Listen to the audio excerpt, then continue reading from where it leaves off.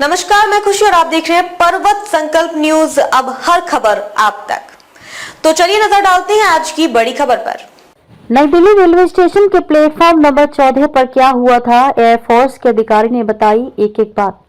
नई Delhi railway station पर हुई भगदड़ को लेकर वायुसेना के एक सार्जेंट ने कहा कि प्लेटफॉर्म पर काफी ज्यादा भीड़ बढ़ गई थी। उन्होंने कहा कि मैंने लोगों को इकट्ठा होने से मना किया और घोषणाएं भी की, लेकिन लोग नहीं सुन रहे थे।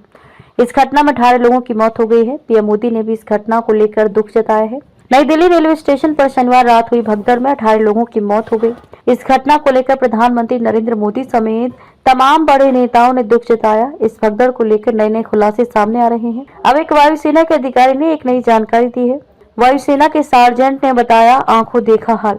नई दिल्ली से प्रयागराज में महाकुंभ के लिए जा रहे श्रद्धालुओं की भीड़ और अन्य जगहों पर जाने वालों की भीड़ स्टेशन पर काफी ज्यादा बढ़ गई थी, जिसके बाद भगदड़ होने की बात बताई जा रही है। अब भारतीय वायुसेना के एक सार्जेंट ने बताया है कि बड़ी संख्या में लोग इकट्ठा हो गए थे और समझाने की घोषणाओं और प्रयासों के बाद भी भीड़ बेकाबू रही। एक अन्य प्रत्यक्षदर्शी ने इस भगदड़ की भयावहता का जिक्र करते हुए कहा कि भीड़ हद से ज्यादा थी। उन्होंने कहा, भीड़ काफी ज्यादा थी, लोग फुट ओवर ब्रिज पर जमा थे। इतनी बड़ी भीड़ की उम्मीद नहीं थी। मैंने त्योहारों के दौरान भी रेलवे स्टेशन पर इतनी बड़ी भीड़ कभी नहीं देखी। प्रशासन के लोग और यहाँ तक कि एनडीआरएफ के जवान भी वहाँ मौजूद थे, लेकिन जब भीड़ सीमा से अधिक हो गई तो यह नियंत्रित करना संभव नहीं था। एलएनजेपी अस्पताल में भगदड़ में अपनी बहन को खोने वाले पीड़ित भाइयों में से एक ने कहा, हम 12 लोग थे जो महाकुंभ जा रहे थे और सीढ़ियों पर थे। मेरी बहन सहित मेरा परिवार भीड़ में फंस गया था। हमने उसे आधे घंटे के बाद पाया और तब तक वह मर चुकी थी। एक अन्य प्रत्यक्षदर्शी ने बताया कि ट्रेन के प्लेटफॉर्म बदलने की घोषणा के बाद दोनों तरफ से भीड़ आ गई, जिससे भगदड़ मच गई। उन्होंने कहा, भीड़ को नियंत्रित करने वाला कोई नहीं था।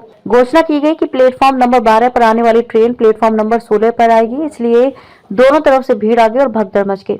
कुछ लोगों को अस्पताल ले जाया गया। प्रभावित यात्रियों में से बिहार के पटना निवासी पप्पू ने अपना दुख साझा करते हुए कहा कि मेरी मां की भगदड़ में मौत हो गई है, हम घर जा रहे थे। एनडीआरएफ कमांडेंट दौलत राम चौधरी ने पुष्टि की कि स्थिति अब नियंत्रण में है। उन्होंने कहा, घायलों को निकाल लिया गया है। हमें स्टेशन के प्लेटफॉर्म नंबर 14 पर भगदड़ की सूचना मिली। हम बचाव अभियान चला रहे हैं। बस कुछ ही देर में हो गई पूरी घटना। Railway DCP railway KPS Malhotra ने कहा कि अधिकारियों को बड़ी भीड़ की आशंका थी, लेकिन घटना कुछ ही देर में सामने आ गई। उन्होंने एएनआई को बताया, हमें भीड़ की उम्मीद थी, लेकिन ये सब कुछ ही समय में हो गया और इसलिए ये स्थिति पैदा हुई। इसकी जांच रेलवे द्वारा की जाएगी। लोगों से पूछताछ के बाद हमें घटना के पीछे का कारण पता चलेगा। इस बीच रेलवे बोर्ड ने रविवार को बताया कि मामले की जांच करने और नई दिल्ली रेलवे स्टेशन पर भगदड़ का कारण निर्धारित करने के लिए 2 सदस्यीय उच्च स्तरीय समिति का गठन किया गया है। उच्च स्तरीय समिति का हुआ गठन रेलवे बोर्ड के सूचना एवं प्रचार ईडीआईपी के कार्यकारी निदेशक दिलीप कुमार ने कहा, मामले की जांच के लिए 2 सदस्यीय उच्च स्तरीय समिति का गठन किया गया है।